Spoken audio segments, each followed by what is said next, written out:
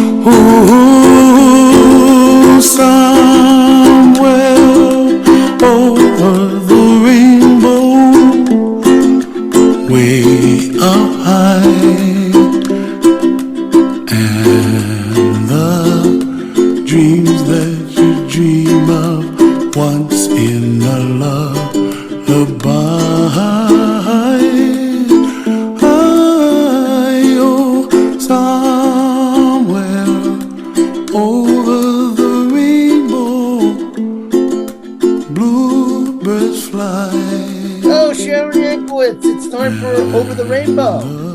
Oh boy, how are you this week? Good. Second episode of season 2. Maybe not quite as blockbuster as episode 1, but there's no shortage of Well, we got now. dinners. Yeah, well, I know when you start off with Lisa Marie Presley, though, that's a big name.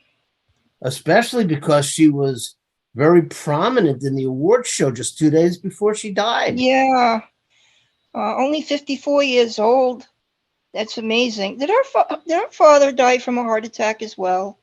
He died from a drug induced, I believe it was a heart attack, but it was certainly was a result of the prescription drugs. Okay, so it was a abuse of. So it was, what do they call that? The new name for that? The I'm not sure, but if he did, and I believe he had a heart attack, it certainly was very much related to the abuse that he put his body through. Yeah, you know what? I was not a fan of Lisa Marie, but I tell you, I was quite impressed with her resume. It was a lot bigger than I thought it would be. I thought, oh, she's just famous because she's a couple of stars' daughters, but she. Wait a minute. Are you saying Priscilla Presley was a star? I mean, if Priscilla Presley was a star, it was the same reason that Lisa Marie was a star, because she was married to Elvis. Right. It's not like Michael Jackson was a star. Didn't Priscilla act a little bit? Well, yeah, okay, sure. But again, she wasn't a star in her own right. I didn't say she was a mega star. I just, she was a well-known name. She was a well-known name, and because she was married to a well-known name. Absolutely. I don't know. I don't know. They split when Lisa Marie was 9, and I don't know what Priscilla went on to do on her own. Yeah, I know she did stuff, and I don't know how much of it she did because she was able to capitalize. But this isn't about Priscilla Presley. Lisa Marie. She actually was a songwriter. I did not know that. Yeah, she wrote songs. She performed songs.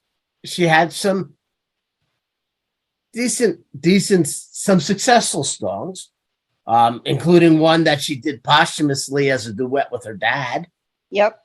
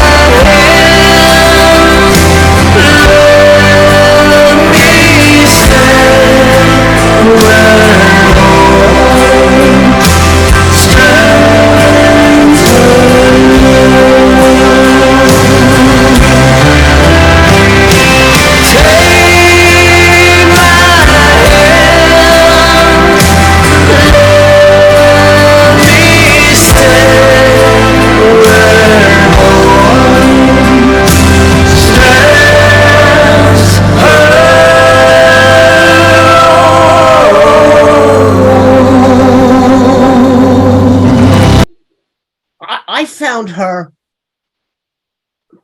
an interesting mixed bag, and I can't help. Well, first of all, there was a lot of sadness in her life, but I can't help getting past the idea that in a lot of ways she had a sad life. Well, I mean, But even definitely then, after she the did some very good things. good thing. Yeah, but I think the struggle started when her son committed suicide. But wasn't he I already think, like 27 when he committed suicide? yeah, but you know what? It doesn't matter. That's still your son. That's No, still but your what I'm child. saying is, I don't think that I don't she think a was quite parent. troubled before Yeah, he had committed suicide. but I think it was just worse afterwards. I mean, I think I that's just think, I not mean, something a parent ever gets over, you know? no, but she had her own issues. Her dad died when, as I said, they split up when she was 4, and he died when she was And she was 9. 9. He was very much in her life for those years. One of her ex-husbands died, but Yeah, look at her marriages. She was married to Michael Michael Jackson Jackson. for like 2 years. She was married. She was engaged to somebody else when she met Michael and married Lockwood? Nick Cage. She married Right, Nicolas Cage. They were together for a few months before they separated. right. And then there And was then, Michael Lockwood and somebody named Danny Keogh, who I don't know who but that is. she married one, and there was almost no downtime between these marriages. Right. But So you're saying they're all rebound marriages or or just not wanting to be alone? or searching for something. Yeah, I mean, I'm not one to speak about getting married in relative short time, but again, to be married to somebody like Michael Jackson and split up after a couple of years and immediately marry somebody else and then somebody else, to be engaged to somebody else Everybody and was meet and pretty marry sure. Nick Cage and then split up with him in a few months and Yeah, marry everybody somebody thought, else. but everybody thought the Michael Jackson marriage was for like business reasons, right? Like not for love, Well, just, there are people who think that he might not have liked girls or women. well, exactly. So it was like a career move, right? Because they wanted to get that gay tag off of Jackson. then you throw in the fact that she was very involved with Scientology, and Yeah, that's a mess right there. Hmm. almost by definition, obviously there are many people who have a very negative view of Scientology in general. Although there are some very, very successful and very popular Scientologists. Yeah. Tom Cruise, John Travolta come to mind. But that suggests a search for something. So it does seem that she was always seeking some sort of peace. On the other hand, by the time she was 25, she gained control of her father's estate. So 25, she was essentially handed $100 million Hmm. and Graceland. Yeah, I wonder who's going to take over. Probably Priscilla will take over Graceland. She ran that whole. She I think ran the whole. Didn't she have surviving children? Yes, Yeah, she had other children. She had other children besides. true. So that's more likely where that goes. But I was surprised and impressed. Yeah, she had 4 children. I was surprised and impressed at the number of charitable endeavors, but not just the number of charitable endeavors. Yeah. I was impressed with the degree to which she was hands-on. She just wasn't just Very writing involved. checks, Yeah, I was. and I she was wasn't very. even. And we're not even just talking performing at charity events. We're Yep. talking working a soup kitchen. Oh yeah, We're and talking collecting and handing out food. not just writing a check and buying food. We're talking going to the warehouses, Absolutely. going to the distribution centers. That truly impressed me. I think she was trying And to just the number of things that the foundation covers, not just homelessness, but also medical issues. And they have another foundation that supports children who can't get instruments. Very impressive. I don't want to. I think I was, and I think I did minimize her performing career. Three albums, and the first one I think went platinum or gold, or she won some nice acclaim for that first album. And she appeared with people like Pat Benatar.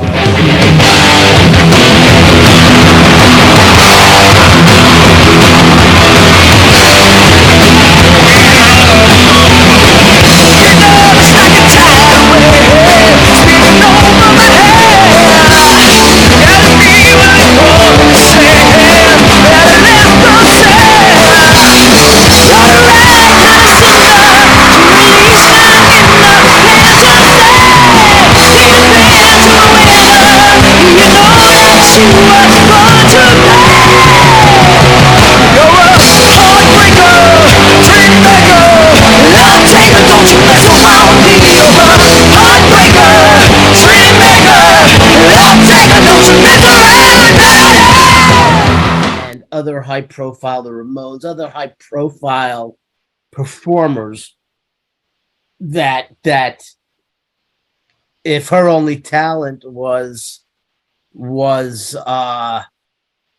if her only talent was having the last name Presley, I don't think these other very, very well established and legitimate performers would have done duets with her, right, just for the sake of her name. They wouldn't have diminished their own. Oh, without a doubt. So, I don't want to minimize. Certainly, the last name was a foot in the door. But we talked about that too, how children who have famous parents, like that's a toe in the door, but you have to really be able to perform to be able to make your own success. Anything else on Lisa Marie Presley?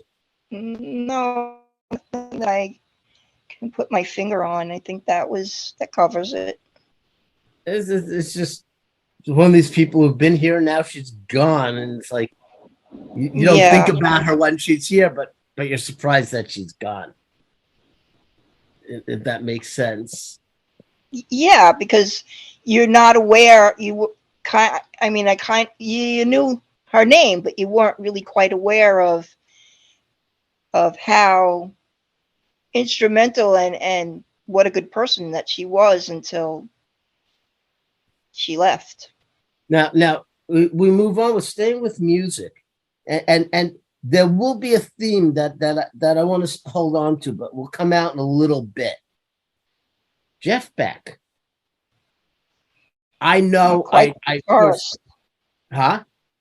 He was an amazing guitarist, and I knew that, and I knew he was a musician's musician, and I knew he had been with bands like the Yardbirds, but I had never considered him a superstar.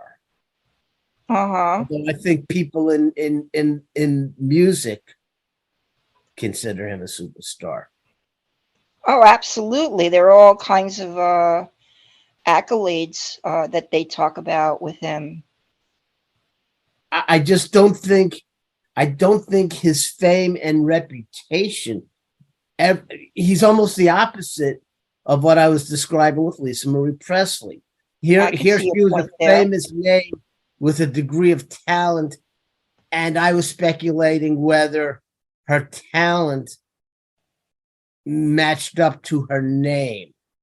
Jeff Beck probably had talent that rivals any well-known superstar musician without having achieved that degree of fame as a result of his superstar talent. I would have to agree with that.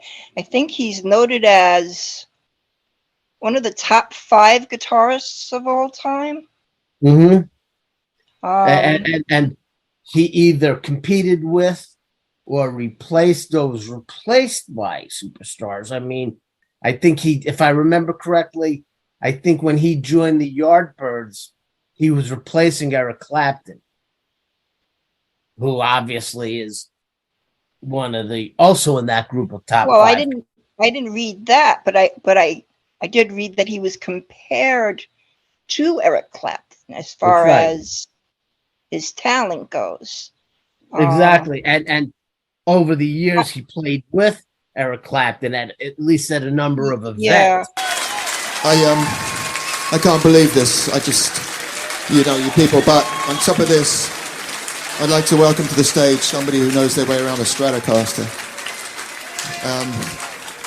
Mr. Eric Clapton is here tonight.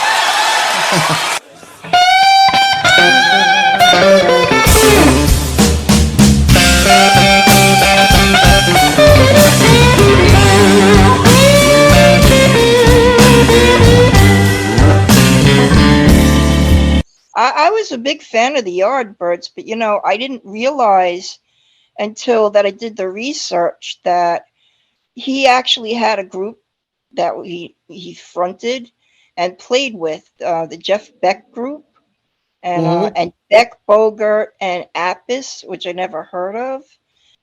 I was like, oh. So I know songs from the Yardbirds, but I'm not too sure about what songs. Did any of those songs from that other group hit the Billboard chart? I don't think so. Yeah. But he cut his teeth with, was it Jimmy Page? Somebody from Led Zeppelin. Right. He grew up with Jimmy Page. Yep. He was considered as somebody to join the Rolling Stones when they had an opening. He succeeded. He succeeded Eric Clapton in the Yardbirds. Oh, okay. I didn't read that. All right. As a matter of fact, Jimmy Page was being recruited to replace Eric Clapton in the Yardbirds. There you go. He declined. He suggested Jeff Beck as the replacement. So I see. He he was also highly regarded with the different instrumental styles that he played, and we've talked about this before with musicians about their range of music. I think Yardbirds was definitely rock, hard rock, but he also did blues and jazz fusion, and there was something called electronica. He tried to build his own electric guitar in the 50s as electric guitars were just coming out. He did an instrumental. Here's an example. He did Beck's Bolero. And instead of using members of the Yardbirds, he was backed by Jimmy Page on 12-string rhythm guitar, Keith Moon on drums, John Paul Jones on bass, Nicky Hopkins on piano. So he put together essentially an all-star lineup for his one of his songs, the Jeff Beck group.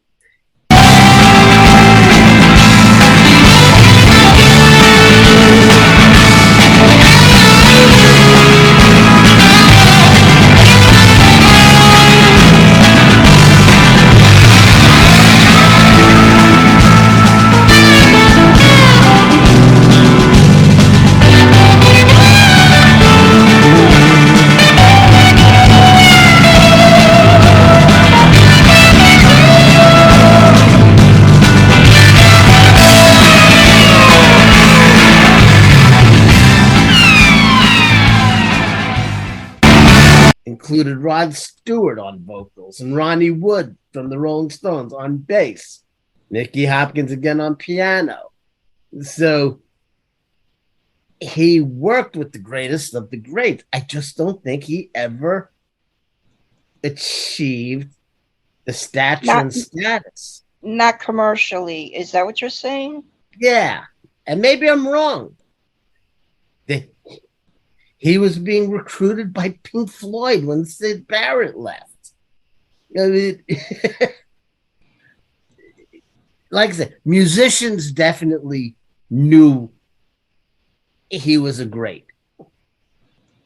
There's no question about it. Yeah, and there was also something I had read about how he used the picking thing, like he didn't use the guitar pick.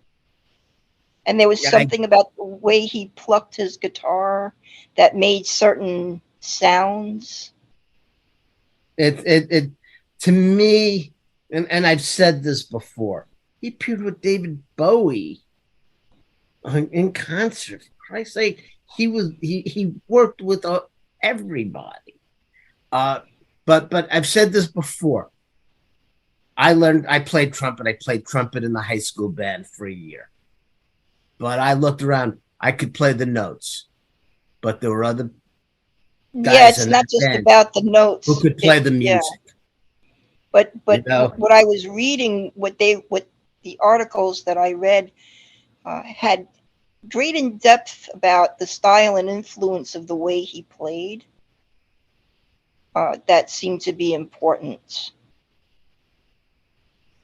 I believe he was admitted to the Hall of Fame, He Rock and Roll was. Hall of Fame, both as part of the Yardbirds and solo, and as a solo performer. That's correct. I'm not mistaken. He just had tremendous talent. He had a tremendous career. I just don't think he ever, and while he was famous, I don't think he was as famous as he should have been. Oh, we can You know, put him into that. We have a couple of people that we put into that category, right? in the past or today? In the past. Oh, well, So yeah, we can yeah, add yeah. him. We can add him to that group, right? Nah, I wouldn't, because No? unlike like when we've talked about people in that category, it's the person who invented a piece of technology that we all use but nobody ever heard of, or a treatment for a disease, a medical condition, or something like that, whose names never made it onto the public. Right. He was public inducted into the Rock and Roll Hall of Fame in 1992 with the Yardbirds.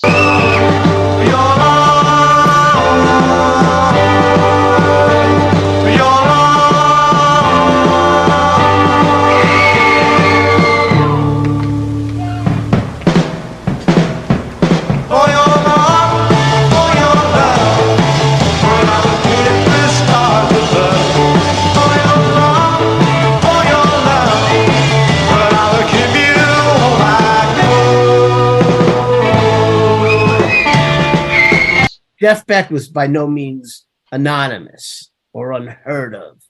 Right. But just in the same way that I'm sorry, but I'm trying to think of a baseball player. If you look at Marv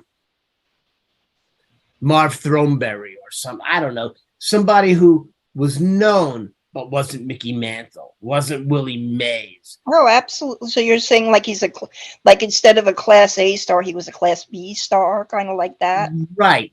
But he had Willie Mays' talent. I just don't think he ever. I think he was overshadowed. Is that what you're saying? Because of the people that he played with? Maybe.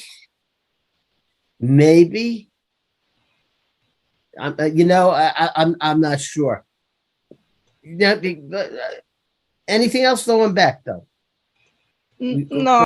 So we're staying in music. We have Robbie Bachman from Bachman Turner Overdrive. I love that group. And that was the Bachman brothers, and was it Fred Turner? Yeah, Fred Mhm. Turner. So Bachman Turner. I know the group. I wasn't like a huge fan. I doubt I had owned any of their. Right. No, I definitely did. And by the way, for our younger listeners, to own any of their records, a record was a piece of vinyl with grooves in it, and it's about They're coming back. Records 15 are coming inches back. So I don't know that that's, in diameter. so But you antiquated. actually purchased it, and you would proudly display your vinyl and sleeves on a shelf for other people to ooh and ah over. Mm-hmm. Eventually, that became these little plastic discs called CDs or DVDs, which Yeah. instead of having grooves, the music was read by a laser. But again, you owned it physically and could display it in a rack. And this is now you just, I want to hear a song, and you say, You hey, just- Google, play, Yeah. and you don't own any. Alexa, play blah, blah, blah. Nobody's talking to you. My phone heard me Google. I do. Yeah. Oh, because I said Alexa. Yeah. Yeah. but- I mean, one of my favorite songs from Bachman Turner Overdrive is called "Taking Care of Business." Taking care of business. You ain't Taking seen care of nothing yet. business every day. Yeah, you got to put that one in there, Mark. Oh, like they did it. They do that little stutter, and you ain't seen nothing yet. Yeah.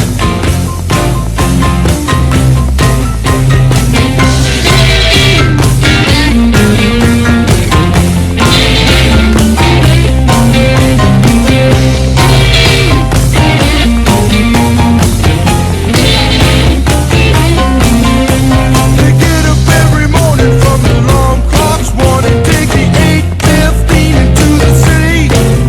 There's a whistle up above and people pushing people, shoving at the girls who try to look pretty.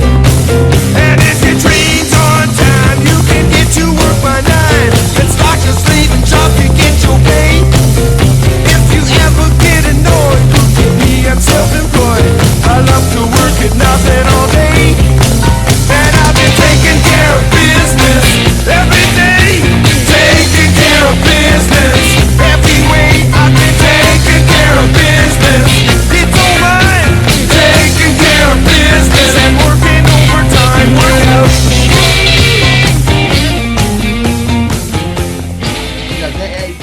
They had hits. They had hits that everybody. Oh, without a doubt. Here's what surprised me. Well, one sad thing about that. Yeah. He left the group essentially. They started early 70s. He left by about 79, and that's just not unusual. Was in and out on various reunions. Mm-hmm. But eventually, one of his brothers and Fred Turner went to perform together, and it was Bachman and Turner as opposed to because Robbie Bachman, among others, sued, so they couldn't use Bachman Turner Overdrive or the logo. Right. Right, when Bachman and Turner. So that suggests that there was some rancor, some friction, and that's said for any group. But when the group is made of family and they end up suing each other over Yeah. using that saddens me a bit. But the other thing that actually surprised me quite a bit is, again, I wasn't a huge fan and never went to any of their shows. So when I was watching videos of them in prep for today's podcast Mm-hmm. of season 2 of Over the Rainbow with Mark Silverman and Sharon Yankowitz, Yeah. when I went to look at some videos, it was a guitar player, a bass player, another guitar player, and Robbie Bachman on the drums. It was just three strings and a drum set, and it was like a dozen bands I used to go watch playing on the quad in college, or playing in the little bars off campus. It was just and the size of the band and their stage appearance, their stage set. I'm remembering Queen. I'm remembering Emerson, Lake and Palmer. Yeah, Emerson, Lake Those and Palmer were over the top, though. It was arena rock. Pink Floyd. This was an imposing thing.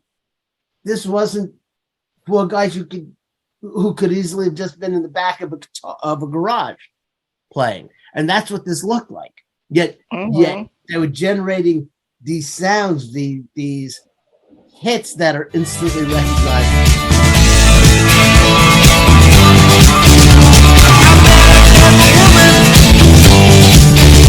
She took my heart away. She said I got it coming to me, but I wanted it that way. I think that any love is good loving, so I took what I could get.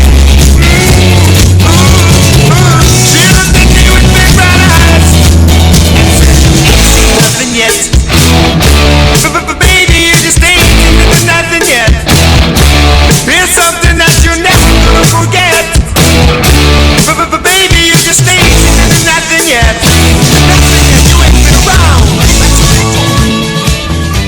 Yeah. I was very, very surprised at the lack of Wow, good physical- songs. Good songs. Yes. Very good songs. Yes. And Yes. and just to say, we just did 3 drummers last week. What's going on with the drummers? Have you watched Spinal Tap yet? No, I have not had a chance. Watch Spinal Tap and we'll have that conversation. Okay. I'm not having that conversation, especially you with your background and love of music. I did want to see it when it was out, and I didn't get to go, and then I just never got around. That to was 45 years ago. Yeah. You've had time. Like I said, I wanted to go, and then I just never got around They've to actually toured. They're touring now. it. I know. You can see them live. Okay. You watch Spinal Tap, and then we'll talk about what's up with all the drummers. I meant, what's up with all the drummers dropping? You watch flies? Spinal Tap, and then we'll talk about what's up with all the drummers. And anybody who's seen Spinal Tap is sitting there going, Mark is right. Which, of course, is redundant because, as we all know, the all-knowing Mark Silverman. Boy, I'm glad I don't live with you. That makes 2 of us. Let's talk about Adam Rich. Adam Rich. Little cute boy. From 8 is Enough. From 8 is Enough. And there's a theme that's going to come out in the rest of the show. It kind of touched on with Lisa Marie Presley. Lisa Marie Presley, in some ways, I don't think she ever felt that she owned any of her own accomplishments. That's my sense. I think she felt that she was handed a lot of money and that she was handed a microphone and an access to the platform that even she would have to wonder, if I was Lisa Marie Johnson, would I be on stage with Pat Benatar? She probably wouldn't have had the opportunity. Okay. So but Adam Rich appeared on, he was born in 1968. He was on 8 is Enough for 5 seasons, ending in 1981. So he was done with 8 is Enough by the time he was 13. After that, he had a part in an episode. He had a part in Love Boat. He had a part in Chicks. He had a lot of one-offs. Fantasy Island, Love Boat, These are all places where B-list celebrities made cameo appearances. You know, CBS Children's Mystery Theater, Fantasy Island again. He Well, had, there was except for one series in 1981 to 82, Code Red, went 13 episodes. That was the only other job he had that lasted more than one episode. So by the time he was 13, he had hit the pinnacle of his career. The high point of his career was over before his bar mitzvah. He had hit the pinnacle of his professional life 40 years before he died. I thought there was one other. There was a short-lived series that. Yeah, Code I Red. thought. No, but I thought there was 1981 to 82. right. I thought there was one more. Nope.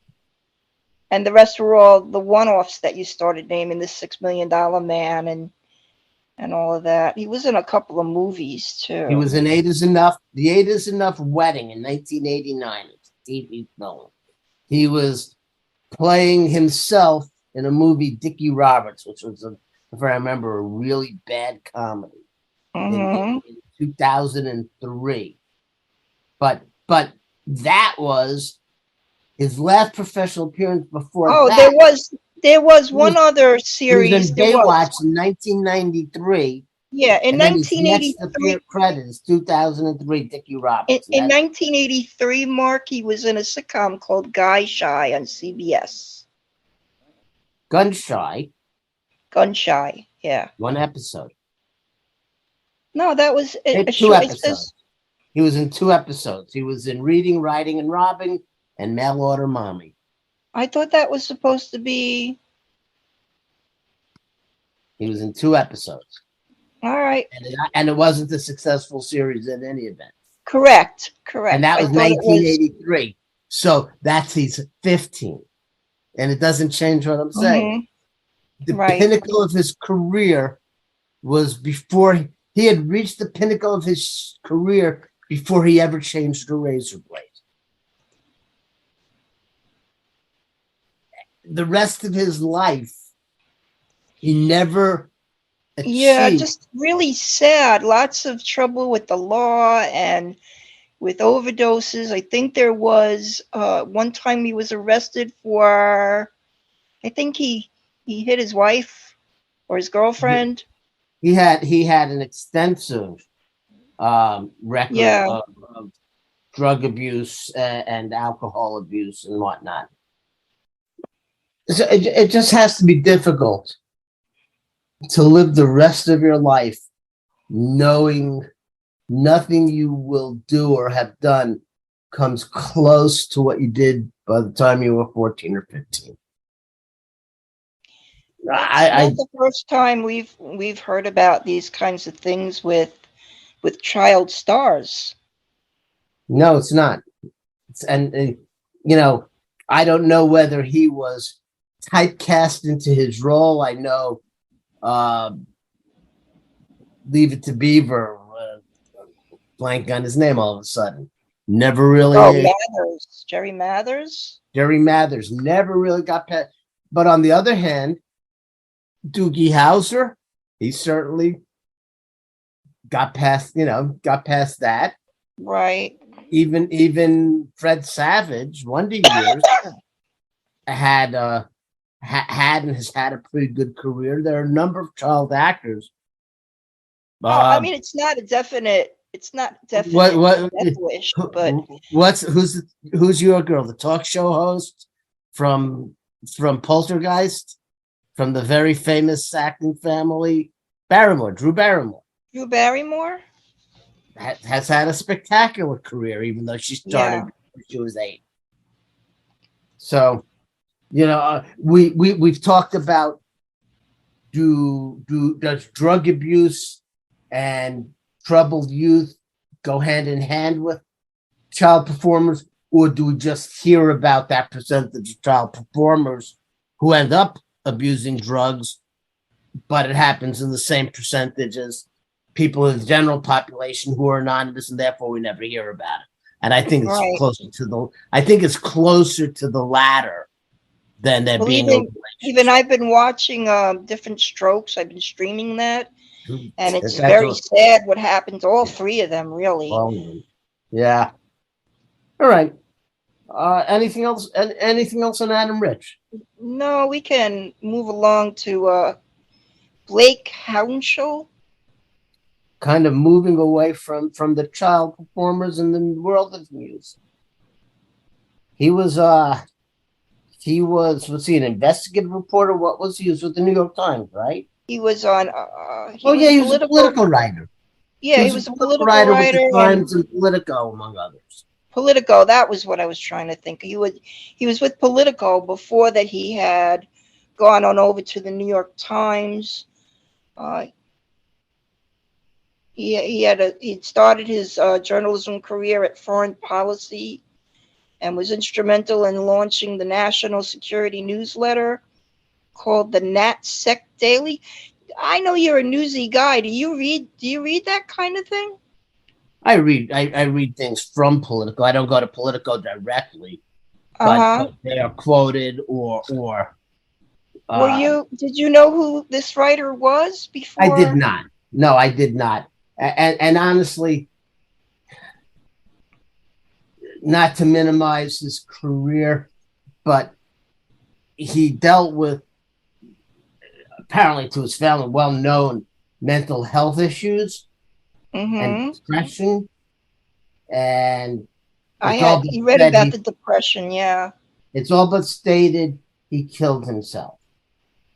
But the family statement, let me see if I can get, this is important enough that I prefer to use the exact quote if I can find it. Yeah, it says he survived the stroke in 2020, and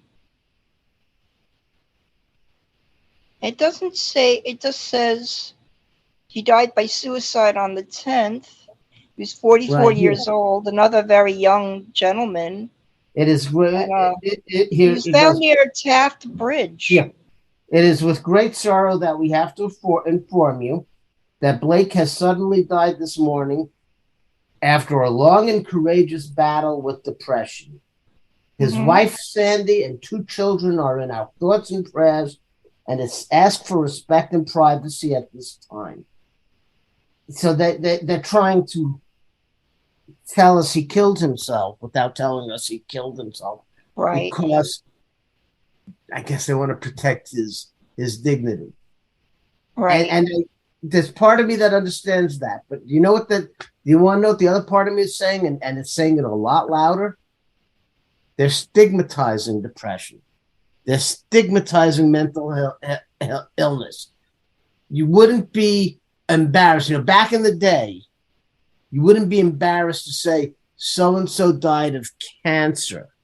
But you would be embarrassed to say so-and-so died of AIDS, because if they died of AIDS, it means they were gay and or promiscuous, if we're talking back in the 80s and 90s. Right, absolutely. You don't want to necessarily trumpet that. So by respect our privacy, you are stigmatizing the fact that his suicide was as a direct result of his mental health issues. But wasn't there a former episode of ours, and I forget who we were discussing, I think it was Twitch, where we were discussing about does the public deserve to know, right?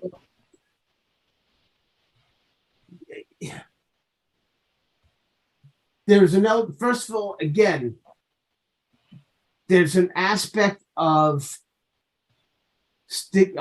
by pretending it needs to be kept secret, it stigmatizes it by implication, if not by fact. And I want to repeat, 988. If you are having issues, if you feel like you're going to hurt yourself or others, 988. Yes. 988. Dial that number. 988 can 988. get help. You know, it's not going to, obviously, not everybody is going to get help. Not everyone is going to be helped. And But if I we think can that we help had 1 read out of 10 or into, 2 out of 10. yeah, I think we had read into statistics in one of our shows that people who were not successful with their first attempt at suicide never Never tried it again. Never tried it again. So, I But know.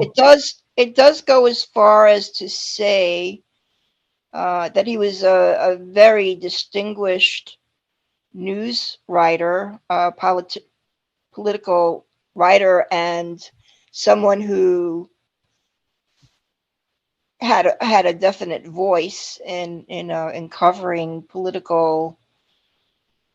He followed the Trump campaign and all that. No, I'm Sharon, I want to cut you off All right. because yes, he was very successful. He Yeah, was an I'm just important I'm and flipping prominent around. political writer. You're But, all right, but the value and importance of the right. Blake Housel story And right it this says second is by not discussing how mental illness caused his right. death. It's So what do you think implying the and significance? suggesting that mental Right. illness is a flaw, is a What do you, weakness, not a right? disease. What do you think the significance is that they say they found his body near the Taft Bridge? Do you think he intended to jump, or I you didn't know? see that. I didn't see that. I did not see. I had not seen in my research anything that gave the suggestion of what the cause of death was. So I didn't know whether it was an overdose, a gunshot, or now It what I'm doesn't hearing from say. you It is just that he says. may have jumped. Yeah, it doesn't say. It just says they found his body So by the Taft I Bridge. don't know. I don't know. All I know is, you know, he lost this courageous battle and died without making clear that he killed himself, is implying that he didn't have an illness, he had a weakness. He didn't have something that you would not be ashamed of somebody who died of cancer. You would not be Okay. ashamed of somebody who died because they were hit by a car. Do you think that because that they wanted their privacy, that they were ashamed that he That's what died I'm that way? saying. That's what I take from it. That's what too many people take from it. It's stigmatizing mental illness as a flaw, as a weakness, as opposed to a disease. And it stigmatizes it in a way that you wouldn't stigmatize other illnesses. Okay. And while I understand the pain and I understand because there is a degree one takes blame when somebody close to them kills himself. What could I have done? What should I have done? How did I contribute to this? Right. That's part of it. And so I get that. But, Okay. but this all goes to the stigmatization. And we're never going to effectively make use of things like 988 and other tools as long as we're considering mental illness as a flaw, as opposed to a disease like any other disease out there. Okay. So anything else on Blake No. Township? Nope. That brings us to We're gonna one move along to we always talk about celebrating somebody's life. This is more recognizing that somebody died rather than celebrating their life. I don't think okay, that's not 100% true. We're talking about Rochelle Richardson, Diamond of Silk and Diamond. Yeah. Did you know who they were before the show? I wasn't, not by the name, but when I saw her picture, I was like, oh yeah. And let me tell you, the more I read about her, the less I liked her. Right. These are the two very Zoftic Black women, late 40s, early 50s, who are well known as Trump, Fox, right-wing Fox YouTubers. voices, Trump lovers, and the clip I'm going to play is not directed towards them, but when Trump was constantly trying to claim he's not a racist, although he's convicted of racism. He and his father paid millions of dollars in fines for racism. He has a well-documented history of racism. He, during one of his campaign appearances to counter his racism, because they would literally, just like they hired the people at the bottom of the escalator when he made his first announcement, those were actors who never got paid. Not only did they pepper their crowd at the rallies with black people wearing Trump shirts, they would give them the Trump shirts and then put them behind Trump on the podium so they could be seen on camera. But do you remember when Donald Trump looked at the crowd and said, "Oh, there he is. There's my African American"? We had a case where we had an African American guy who was a fan of mine. Great fan, great guy. In fact, I want to find out what's going on with him. You know what look at my African American over here. Look at him. Are you the greatest? Do you know what I'm talking about? Okay. That wasn't directed towards Silk and Diamond, but that's what they were. And I will give them credit for taking a role in a position and getting that made them money, that proved to be very successful financially for them by being the Negroes who liked Donald Trump on camera. They were able to make a lot of money. The thing that was interesting was that they were registered Democrats before they kind of hopped along this train, I suppose, this train wreck that we call. They were on the equivalent. They were the equivalent of the Jews for Hitler. To be black people for Donald Trump is to be Jews for Hitler. But God love them, they made a lot of money by being Negroes for Trump. Yeah, I think they also had they were brought into court. They claimed they were never hired by the Trump people, but there were documents showing that they were hired by the people, and there's a whole bit about that. I don't think they're going to score very high on the integrity scale. And the part that I laugh about, you want to know what Silk is upset about right now and threatening to sue? Oh, because people are saying that Diamond died from COVID.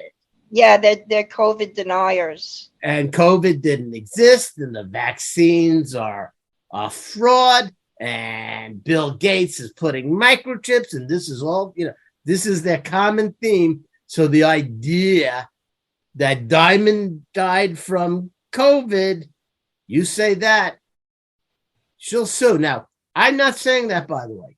I'm not saying that Rochelle Richardson, also known as Diamond, died from COVID. I'm not saying that. What I'm saying is there are a lot of people who are respected, that are saying that Diamond died from COVID. I would not say that. I don't know. I'm not saying that. So, Silk, was she diagnosed? You can't turn around. Wait. Silk, you really can't sue me, because aside from the fact that I don't have anything to sue for, I'm not saying that your sister Rochelle Richardson, also known as Diamond, the well-known COVID denier, died of COVID. I'm not saying that. I'm merely reporting there are many people, smart people, intelligent people, who are saying that your sister Rochelle Richardson, also known as Diamond, died of COVID. Wouldn't that be ironic if she died of COVID? Herman Cain died of COVID that he got at a Trump rally. Right. What I wanted to know, though, was she diagnosed with COVID at all for them to make this claim? Nobody, Her health records have not been made public, nor has her Okay. cause of death been made public. And I'm not in any way suggesting or implying Right. that she died of COVID, because it would be really ironic, almost to the point of funny, if she died of COVID. Okay. But I'm not saying that. All I'm saying is that there are many intelligent people, respected people, who are saying she died of COVID. That's all I'm saying. But I don't want to be sued. So I'm not saying she died of COVID. I'm not saying Rochelle Richardson, known as Diamond, died of COVID. I would never say that. But I'm just reporting what other people, intelligent people, respected people have said, that she died of COVID. And nothing has been released to indicate that she died of anything else. And the only thing we have to suggest she didn't die of COVID is her sister Silk saying, I'm sorry, I flip-flopped it. Rochelle Richardson is Silk. Lynette Hardaway is the dead one who died of something that many people, smart people, intelligent people, respected people are saying was COVID. But I don't know what she died of. And her cause of death has not been released. All is known is she was fine. A few days later, she went into the hospital then, and a few days later, she was dead of something. By the way, did you know that COVID, which I don't know what Diamond died of. I may, they say it's not COVID.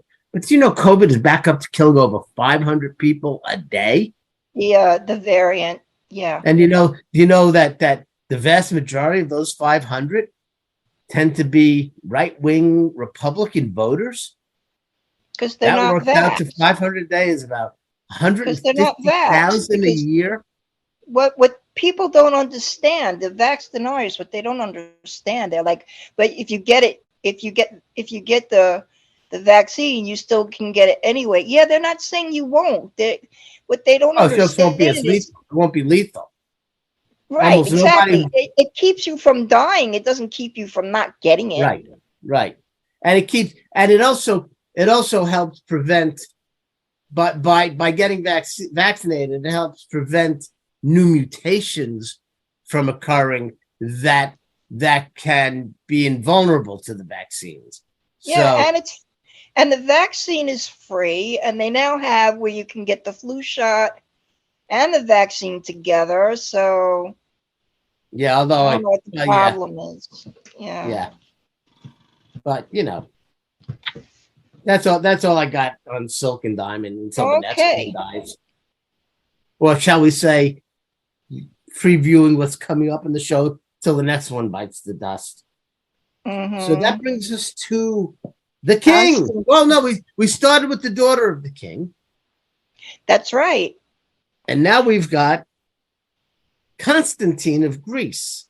But You know what his last name he's is? really more of like another like monarchy, right? I mean, Marie was Do not. you know the what his daughter last of- name was? Constantine's last name? Don't look too hard. He didn't have one. It was I Constantine think the it's second. Constantine the Second. That's right. And when he was deposed, by the way, he became king of Greece when about 23, and by the time he was 27, the monarchy had been overthrown. Yeah, and and the family fled to London, right? He was in exile in many parts of the world, London, in many areas. He returned to Greece for different events, and then eventually settled back in Greece. He never fully gave up the idea that he was king, which is, he was, what's the word? Not exiled, but his nationality. He was no longer considered a Greek citizen after he was deposed. I believe, if I'm not mistaken, there was a coup that deposed him. He at first kind of supported the coup, but then tried a counter coup a year later, which did not succeed. It failed, and then they ran to London, is what I had read. Right. So at one point, he lost his Greek citizenship. And although he was allowed to return to the country, It says after the restoration of democracy, Greeks voted not to restore the royal family in December of 74. right. But after he eventually returned to reside in the country, although he was stripped of his citizenship, if he had adopted a last name, he could have gotten a passport. But because he refused to go by anything other than King Constantine II, he was never given a passport or had his citizenship reinstated. Because he continued to cling to the idea that he was still the king. So I thought that was kind of interesting. Well, I mean, the first few lines in the article that I was reading said he was the last king of Greece, the last king of Greece. Like, they don't, I guess, do they not have royalty there No, they do anymore? not. No, they do not. Okay, Now he died at 82. that's correct. And he had a stroke. He had health problems that deteriorated following a stroke. So in 1960, that's 62 years ago, he'd have been 20, right? That is my math correct? Okay. So when he was 20, he won the gold medal in sailing in the Olympics. In the Olympics, right. Games were held in Rome. So when he was 20, he won a gold medal in the Olympics. When he was 23, he became the king of Greece. By the time he was 27, he was no longer the king of Greece. He lived till he was 82, so another 50 plus years after he was deposed. He lived another 50 years. The pinnacle of his professional life occurred 50 years earlier. He never came close to matching that success. Kind of like Adam Rich. Adam Rich's greatest success was by the time he was 14. Yeah, and Adam Rich and Lisa Marie Presley were both the same age of 54. And Constantine II went on to live 50 years after his takedown from the throne. Just clinging to, he was second cousin to King Charles, and another relative was queen of like Sweden or something like that. He had royalty in countries all over the world. Right. Family members, cousins, second cousins. There was some lineage to Queen Elizabeth too, who we did. Well, yeah, if you're second cousin to Charles, he has to have been related to Queen Elizabeth as well. So I just thought that was interesting. By the way, and we touched on it, there are those who have said that they don't think the monarchy in England, Great Britain, is going to survive much more than another. Let's put it this way: 50 years from now, there won't be a king, queen of England. I don't know when they think it will They're end. pretty much considered figureheads right now anyway. Yeah. I think the idea of that is fading. So anything else on King Constantine II? No, So we that brings we're us moving. We can move to the sports section of our show. Well, it's actually just really like a few honorable mentions more than we're going anyway. Charles White was a Heisman winner with who was only 64 years old. But he won the Heisman Trophy. Yes. He then went on to play in the NFL for about Mhm. 5 years, Mhm. and then injuries. And we've touched on this, suffered head, CTE, head injuries, and concussion, which affected him. He self-medicated and dealt with drugs and alcohol for the rest of his life. Yeah, but Was it in and says out of the cause. But it says the cause of death was esophageal cancer. right, but for all of his life, he suffered with the results from head injuries. He dealt Yeah, with and drugs and alcohol. He was in and out of coaching, mostly because of people like his college coach yeah, kept and bringing him also you said he played 5 years. I have that he played 8 years. 8 years. Okay, whatever. Yeah. 10 years within less than 10 years after the winning Heisman Trophy. Mm-hmm. Again, so he lived another 40 years after his greatest success. He never had success. He was never he was an okay player. He was a good player in the 8 years. Mm-hmm. He never had a career matching the stature of a Heisman Trophy, which is best college player.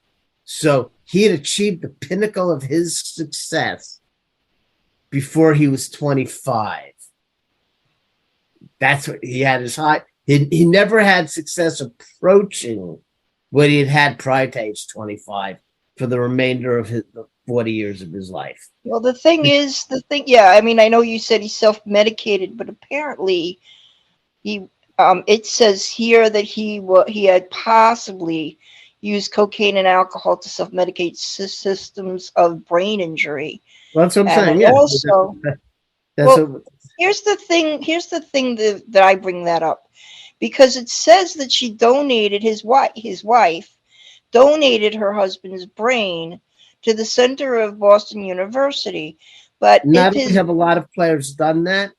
but if the thing is, if his brain had an injury, would it be wise to use his brain to treat someone else? They're not using it to treat somebody else. They're using it to study and diagnose, to see the impact of all the trauma that he suffered.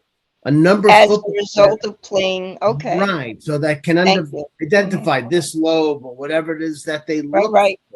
A Okay. number of players who have done. There have been at least 3 football players who have committed suicide because of the depression and issues as a result of the career, and they shot themselves in the chest or the gut Mhm. specifically to preserve their brain for study. So let's move on to Lee Tinsley, who was a baseball player. Baseball. Mm-hmm. Now he played for the Mariners. He played for the Red Sox. He played for the Phillies. He played maybe that's what I was saying. He played, I think, for 5 seasons in professional baseball. Okay. He had a 14-game hitting streak. He had a 15-game hitting streak. So, he wasn't. Nobody who makes it to the major leagues is bad, but he wasn't. He was by no means a star. And just the one thing that comes to mind when you look at Lee Tinsley and the hundreds of Lee Tinsleys out there, these are guys who spent their whole life in Little League, in high school, in college. They were the guy. They were the superstars. They were the best players on their team at every level. And then they either don't get out of the high minor leagues, Right. or, over his 5 seasons, I doubt he had 500 at-bats, which would be the equivalent of a full season. He never became a full, a star. He was, depending on how you define success, but it's another guy who the peak of his life, the peak of his professional life, the peak of his performance, at least, certainly as a baseball player, Yeah. by the time he was 25, his peak was behind him. And let's just say again, as we're talking about, the Adam Rich and the Lisa Marie Presley were only 54. He was only 53. He was 53, and was it cancer? How did he Yes. pass? They said it was some sort like it was like some kind of throat cancer. Yeah, that's what I thought I saw. So let's move on. Who do we have? Harmon. Oh, Gordy Harmon from the Whispers. He died at age 79. He joined the Whispers when he was in 1963. He left the band by 1973, before they had a hit. They had a few albums come out, but they had hits starting in like the late 70s, early 80s. So he was with the band for 10 years, but it was 10 years before they had their hits. And really, and he left because he had some damage to his larynx. He could no longer sing. So again, if he left 1973 and he was born in 1946, so before he was 30, again, the thing, he achieved the peak of his success before he was 30. He lived 50 years after the pinnacle of his professional life. He was inducted into the hall. The band was inducted into the Hall of Fame. Right. I'm not sure, but based on the fact that their hits all happened 10 years after he left, if he was part of that induction, if he's named on the plaque or whatever, is it's like winning a World Series ring when you were on the disabled list. Well, he had some hit songs. It says it says Harmon's tenure with hits including The Beat Goes On and Rock Steady, which both soared to #1 on the R&B charts. So he was during there his for that. tenure. Yeah, it says The Whispers or during his time with the Whispers. It says, what year? Let's see. Oh, it says he was replaced by Levelle Degree, formerly of Friends of Distinction. The Whispers later found success following Harmon's tenure with hits including And the Beat Goes On and Rock Steady. Exactly. So none of the hits occurred during his time with the band. That's my point. Oh, wow. Yeah. So again, that's kind of the thing. Then we have not finally, there's a couple more. Well, in our features, in our recognition, in our mentions. Our appetizers. They didn't get a dinner. Our appetizers. They didn't get a dinner. This would be one of your guys. Yeah, I you know what? I recognized his name right away. He hasn't and been that on name for years. Because he's a soap opera star. Say the name. We haven't said the name yet, Sharon. I can't remember his first name. Redeker. What was his first name? I told you I don't have my notes. I'm pushing it off to you because I'm not seeing it in my notes. Oh. I see Redeker. I don't see his first name. Yeah. It's saying to me. I mean, I'm thinking Alex, but I think that was his name in the soap. Alex Marshall was his name in the soap. Isn't Correct. that his name? Quinn K. Redeker. There you go. Yeah, he was good. He always played. He was a little bit the typecasted kind of guy. He was always the villain, and he did it quite well. I'm looking at his picture, and if someone just put that photograph in front of me, without any context, I would have said soap operas. Yeah, I like I say, I don't have my my notes with me. I don't believe he did a whole lot more than the soap operas. Did he? Young and Restless. There's no one-offs or any kind of prime time thing. No, but he did. He was on a number of. He kind of, switched off from soap to soap. I mean, there's only like 4 left now. But he did do. he had guest appearances. Bonanza, That Girl, Ironside, Mayberry RFD, The Bob Newhart Show, Kojak, Conan, A Cannon, The $6 Million Man, Adam 12. Yeah. He was in some Three Stooges Meet Hercules, Where the Buffalo Roam. Scooches be Hercules. And he was in, okay. He was in The Candidate with Robert Redford.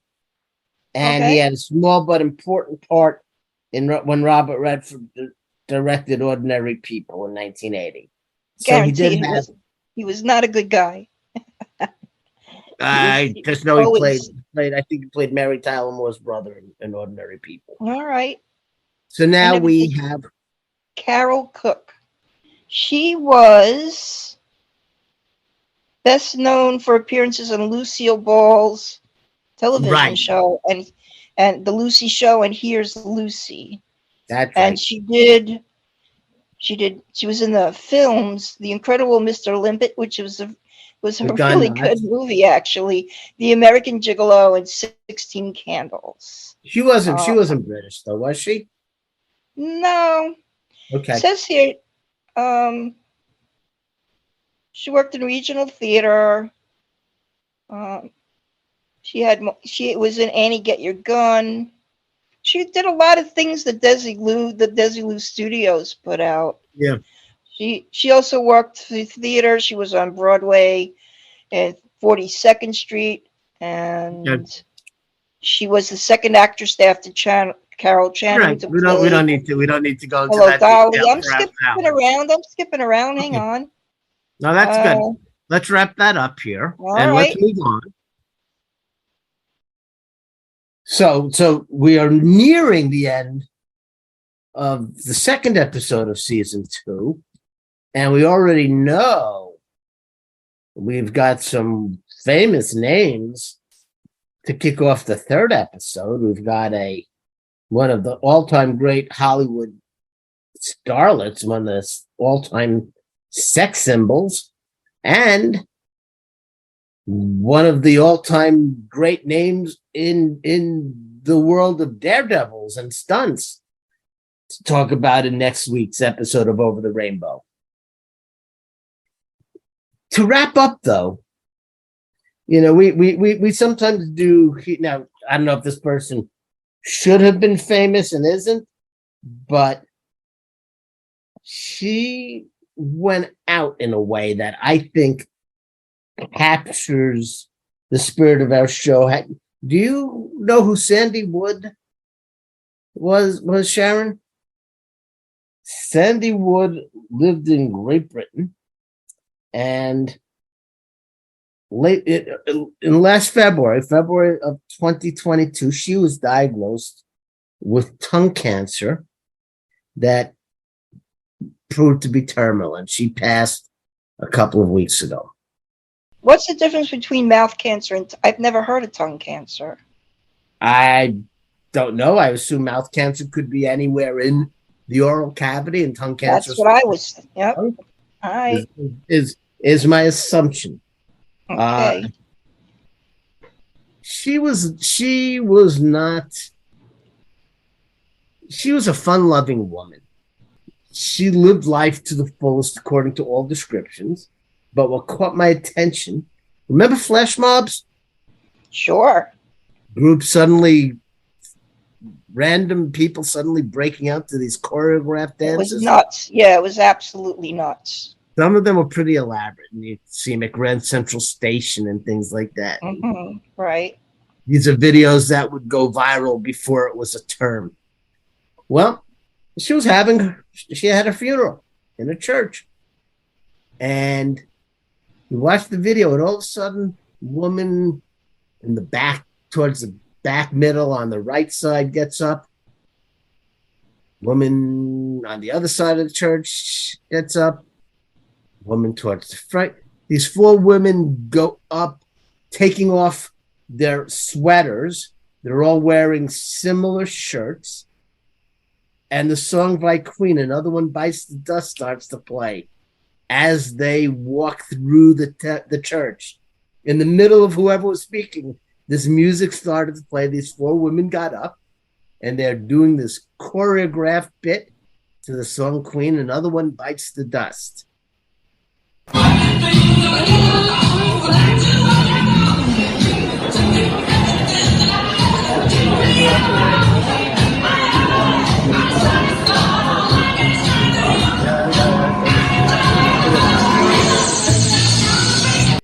And they finish the song, and as the song is finishing, their dance takes them to the exit, and they leave to applause. This is how Sandy Wood planned her funeral, to have a flash mob appear. And looking at the faces of the mourners, who were all smiling, they clearly knew Sandy Wood. And once they got over the initial surprise, they were not shocked. They were not, it was what they would have expected, which is the unexpected.